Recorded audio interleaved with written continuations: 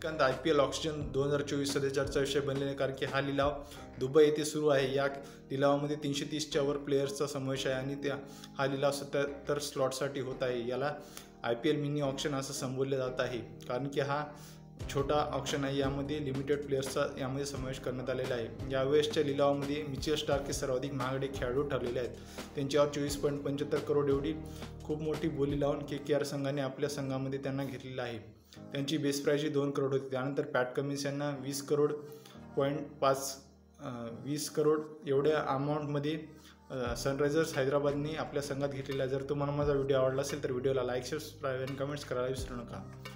या IPL ऑक्शनमध्ये बरेचसे खेळाडू अनसोल्ड राहिलेले आहेत, म्हणजे त्यांना कोणीही विकत घेतले नाही। त्यामध्ये Steve Smith, Karun Nair, Manish Pande, lauki Fergusson अशा प्लेयरचा समावेश आहे।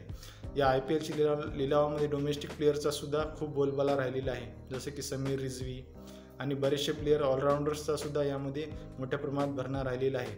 अपेक्षा करतो की तुम्हाला माझा व्हिडिओ आवडला असेल तर व्हिडिओला लाईक, शेअर, सबस्क्राईब आणि कमेंट्स करायला विसरू नका। धन्यवाद।